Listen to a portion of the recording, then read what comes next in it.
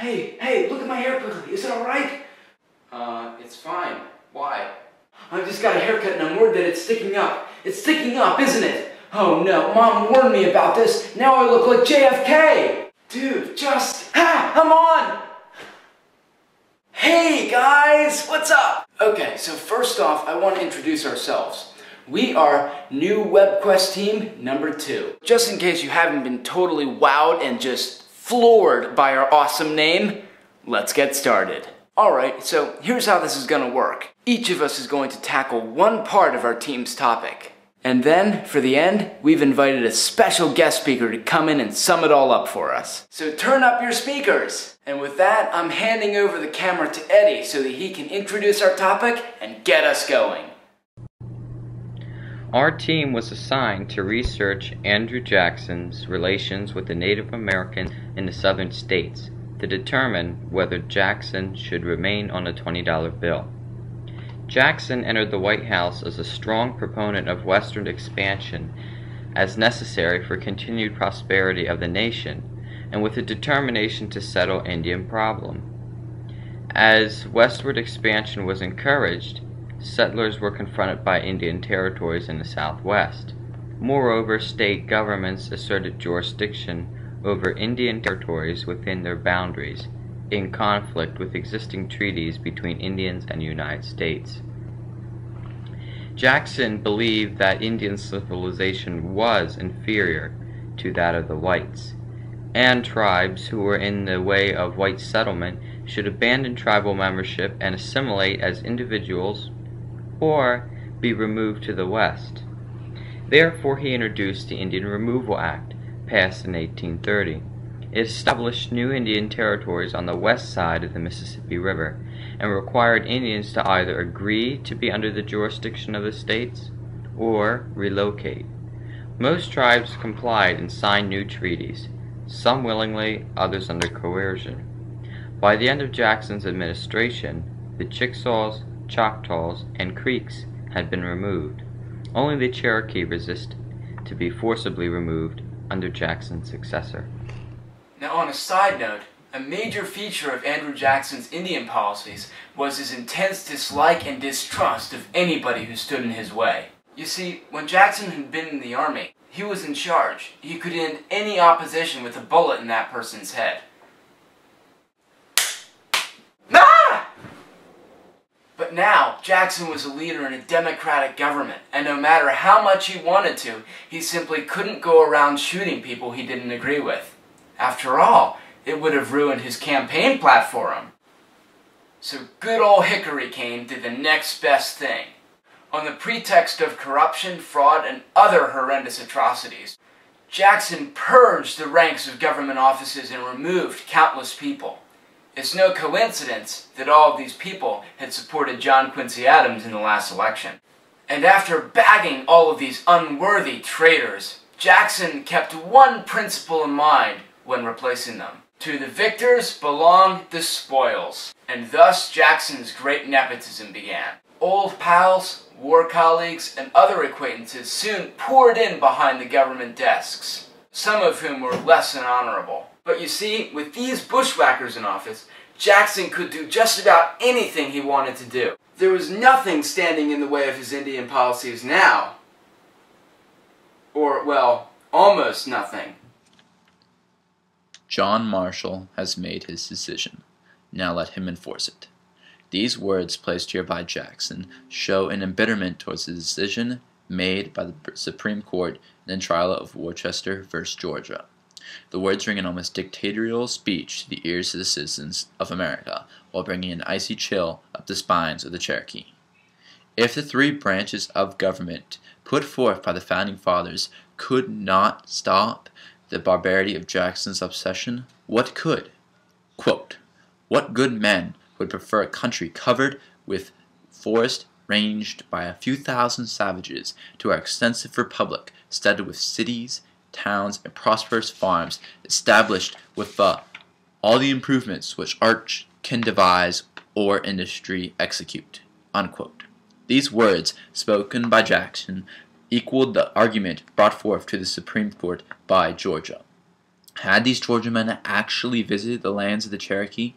2 decades had passed since Thomas Jefferson had warned the Cherokee to adopt the ways of the white man. They heeded the warning. The Cherokee civilized themselves. These Indians were not savages, but farmers and townspeople. Their government was stable, with a constitution based off of that of the United States. They were a black slaveholding society. Some could argue that Cherokee Nation were by far the most civilized people in the land's southwestern territory. Jackson had stated that the Supreme Court was wrong on the case of Indian removal, based on the fact that the Cherokee were not a civilization or a country. But they were a civilization. Was this really about land, or was this something deeper? Something today we would call ethnic cleansing. Before being forced to leave Georgia, the Cherokee Indians were under great pressure to conform to white practices. White Americans had deep-seated fears of Native Americans due to the enormous publicity the hostility of the natives had gotten in decades past. White Americans also held strong prejudices against the Native Americans, even when these prejudices were not at all justified. The common view of the Cherokee Indians was that they were uncivilized savages, but this was simply not the case. They had adopted many of the ideals of the dominant culture, including Christianity, literacy, and a commercial agricultural system. They had even developed a constitution based on that of the United States. Even the race-based enslavement of the African Americans had become a part of Cherokee life. A higher percentage of Native Americans could read or write than the very white Americans who were taking their lands. Even though Jackson was friendly with Indians, he still regarded them as inferior, and trusted he could judge their true welfare better than they could. Precisely.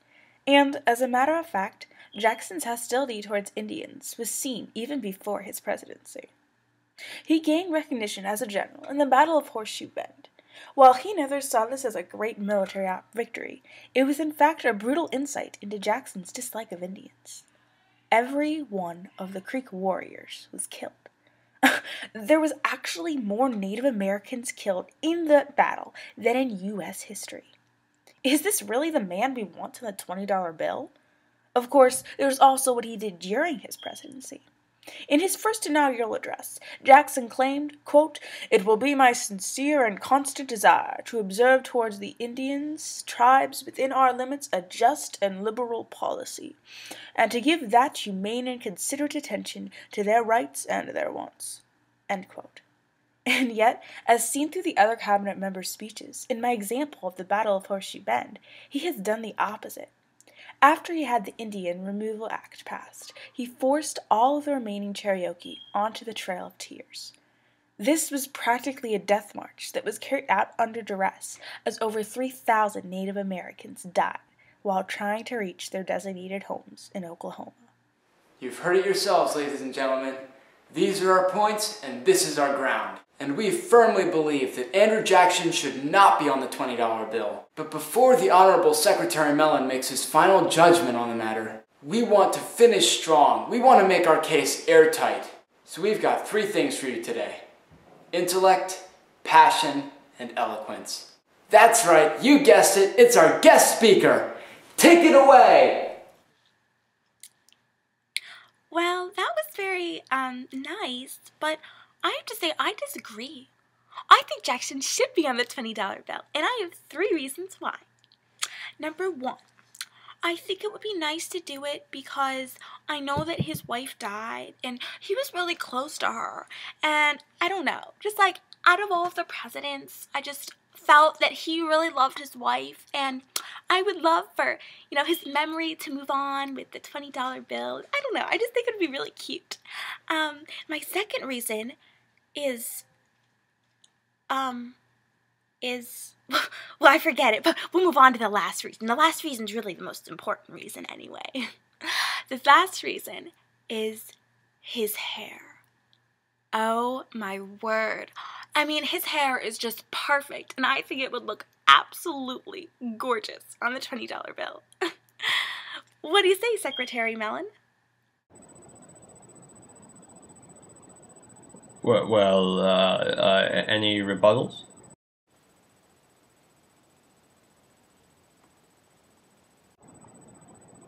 Well, I suppose they have nothing to say.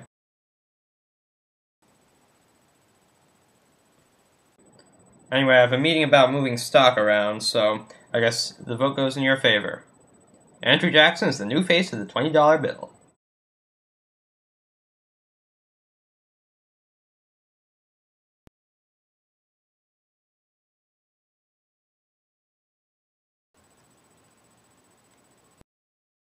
Switch to the network with the fewest dropped calls. Now get an ultra-thin Samsung phone for only $19.99. Singular is now the new AT&T. Your world,